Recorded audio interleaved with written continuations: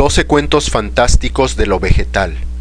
La literatura de lo fantástico, cuyo dominio se extiende a todo, no ha dejado pasar por alto ninguno de los reinos. El reino animal ha sido acaso el más fructífero para las imaginaciones fantásticas. El mineral tal vez haya sido el más baldío. A medio camino entre ambos hallamos el reino vegetal. Si no muchos, sí selectos son los escritores de lo fantástico que han hallado en él tramas y personajes para más de un relato inquietante. He aquí una lista de algunos de esos cuentos y autores que el azar me ha dejado leer. 1. Del argentino Leopoldo Lugones, Viola Aquerontia, cuento de 1899 en que un viejo jardinero, obsesionado con el cultivo de flores, relata los retorcidos procedimientos que utilizó para crear una nueva especie de violetas negras. Al final del cuento se revela la extraña cualidad que poseen esas flores de la muerte y de qué manera tuvo que alimentarlas para que prosperaran. 2. Publicado en 1905, La vid de una casa, del estadounidense Ambrose Bierce, relato en el que un par de hombres atestigua los movimientos voluntarios, como de ser consciente, de la enorme vid que cubre una casa abandonada. Cuento que aborda el tema clásico de la casa hechizada, pero de modo peculiar al valerse de una planta como medio de lo sobrenatural. La descripción de lo que finalmente encuentran entre las raíces de la vid es memorable. 3. Del gran maestro inglés de la ciencia ficción, H. G. Wells, La floración de la extraña orquídea, de 1905. Este relato cuenta con el título más elegante de esta lista y también con la flor más mortífera de todas las que aquí aparecen. Relata la historia de un aficionado a las orquídeas que recibe, entre las pertenencias de un amigo muerto en África, los bulbos de una de estas plantas. Decide plantarlos en su vivero y espera con impaciencia a que florezcan. Su deseo, para su desgracia, se cumple. De 1907, Los sauces, del inglés Algernon Blackwood, cuento que desarrolla el tema clásico del bosque encantado o maldito, pero de manera original e inquietante. Los sauces del título son, junto con otros elementos de la naturaleza, como sonidos, sensaciones atmosféricas, marcas en la arena, las señales indirectas de la existencia de criaturas que no pertenecen a nuestro plano de realidad.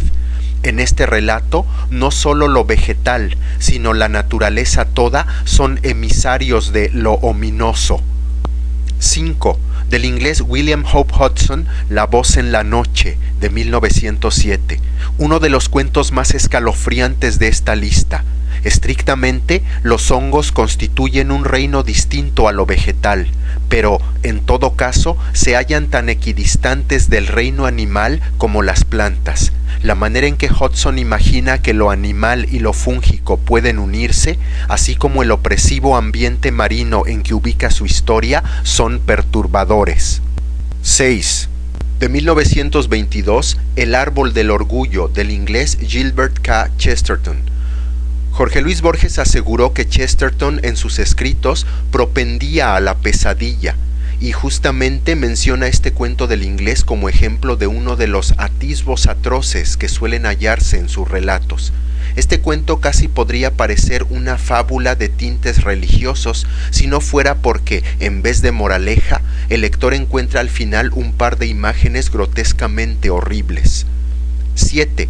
Escrito en 1949 por el inglés Roald Dahl, La máquina del sonido.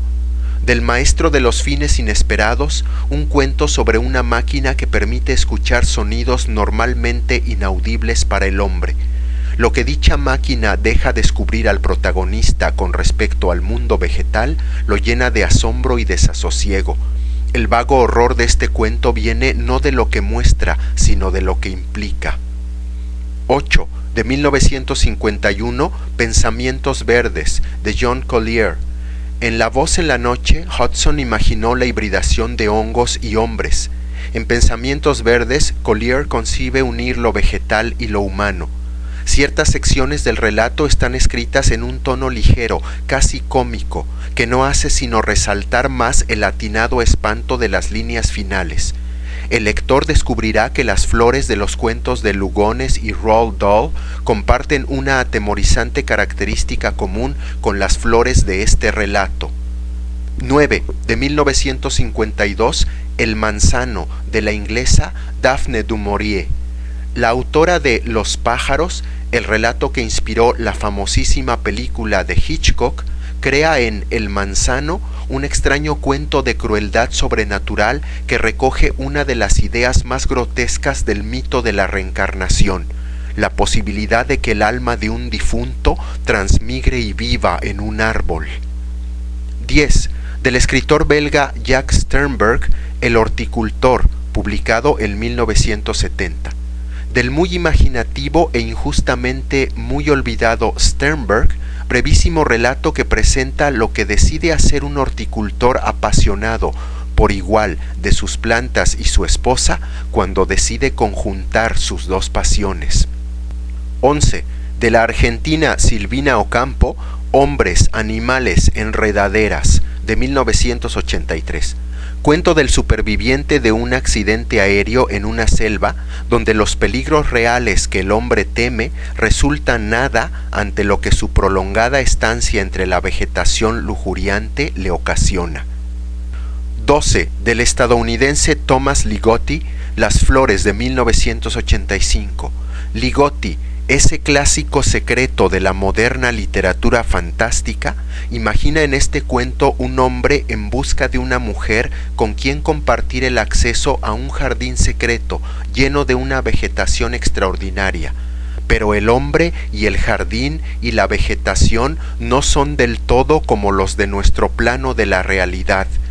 Las diferentes mujeres que enamora el protagonista reconocerán con espanto las diferencias. Quiero terminar diciendo que la naturaleza, nunca desdeñosa de lo extraño, puede presentar sus propios ejemplares sorprendentes para este muestrario de lo fantástico vegetal.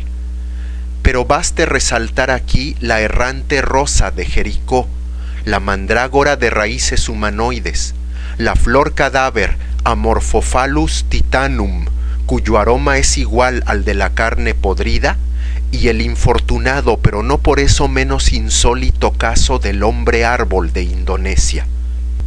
Así, lo vegetal, que al bien intencionado ecologista o al turista cándido podría parecerle entrañable o aún hermoso, posee, como todo en nuestro extraño universo, la capacidad de volverse fuente legítima de pesadillas.